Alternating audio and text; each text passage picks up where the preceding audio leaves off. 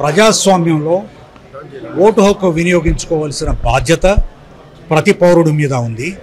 ముఖ్యంగా పట్టణ ప్రాంతాల్లో ఎండ ఉంది, వేడి ఉంది అని కాకుండా ఇది మనకి చాలా ముఖ్యమైన అంశం. కాబట్టి ప్రతి వ్యక్తి కూడా తన ఓటు హక్కుని వినియోగించుకోవాలి. వచ్చే మన గత 5 సంవత్సరాలుగా చూస్తే ఆదాయం చూస్తే 2019లో రాష్ట్రం నుంచి వచ్చే రెవెన్యూస్ నుంచి వచ్చే ఆదాయం, అది GST, VAT, excise, vehicle tax, registration, మిగిలిన మైన్స్ అండ్ మినరల్స్ ఇవన్నీ కలుపుకున్నప్పుడు 52,000 కోట్లు అయితే ఇప్పుడు అది 72,000 కోట్లు అయింది.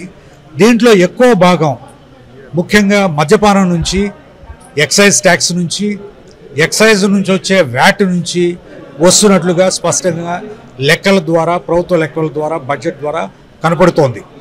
అది మద్యపానం చేసేవాళ్ళు ఎక్కువ అయ్యారా, ఎక్కువ చేస్తున్నారా, లేకపోతే ఎక్కువ ట్యాక్సులు ప్రభుత్వానికి తిరిగి కడుతున్నారా, ఎవరి నుంచి వస్తుంది అనే అంశాల గురించి కూడా ఆలోచించవలసిన అవసరం ఉంది.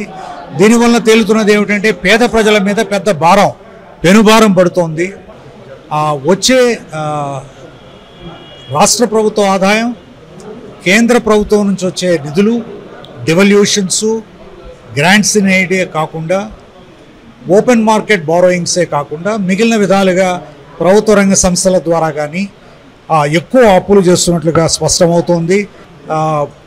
ప్రజలకు కావలసినటువంటి, భవిష్యత్తుకు కావలసినటువంటి ఎసెట్స్ ఏదైతే క్రియేట్ చేస్తామో ఆ ఎసెట్స్ క్రియేట్ చేయడానికి 4-5% కంటే తక్కువే ఖర్చు అవుతోంది అనే విషయం కూడా స్పష్టమవుతోంది. అది మరి ప్రభుత్వ విధానం ఎందుకో తెలియదండి. అంటే ముఖ్యంగా even right to information act అనేది ఒక చట్ట పరిధిలో తయారు చేసినటువంటి హక్కు. అది అంటే ప్రతి పౌరుడికి కూడా ప్రభుత్వం ఏం చేస్తోంది, తన కోసం ఏం చేస్తోంది, మంచి చేస్తోందా, చెడు చేస్తోందా, అసలు ఏం చేస్తోంది అనే అంశం తెలుసుకోవలసిన హక్కు వారికి ఉంది. అది ఇప్పుడు కనిపించడం లేదు. కాబట్టి ప్రజలకి ప్రభుత్వానికి మధ్య జరిగే సంభాషణ ప్రజలకు తెలియాలి.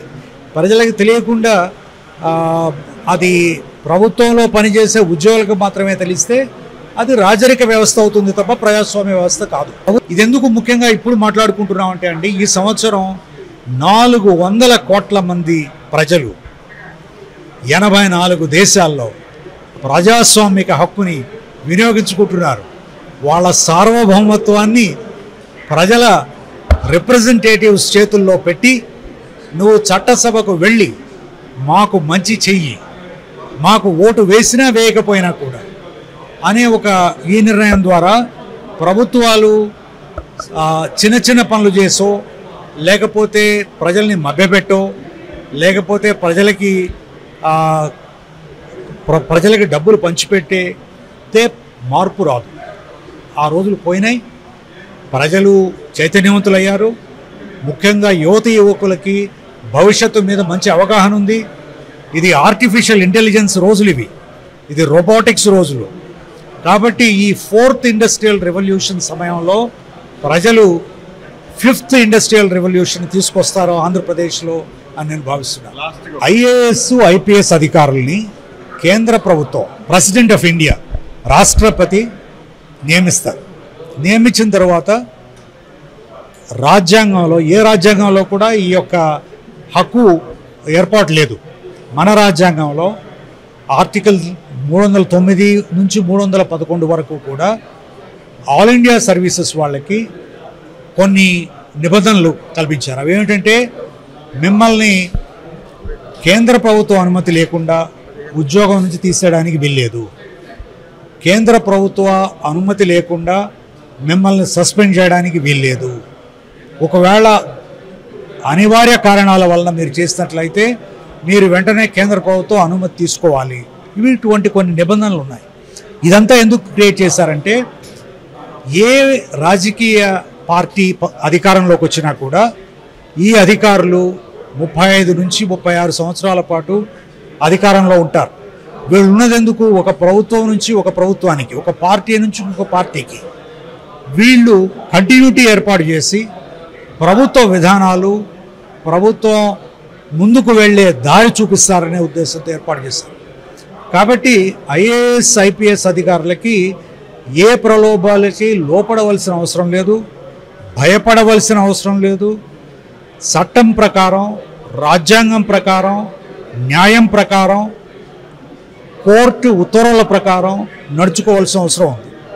అలా కాకుండా మాకు మంచి పదవులు వస్తాయనో, లేకపోతే మాకు సైడ్ బిజినెస్ చేసుకోవచ్చనో, లేకపోతే మాకు రాజకీయ పదవులు వస్తాయనో భావంతో ఉంటే వాళ్ళు ప్రజలకు పెద్ద ద్రోహం చేసినట్లు నేను భావిస్తాను.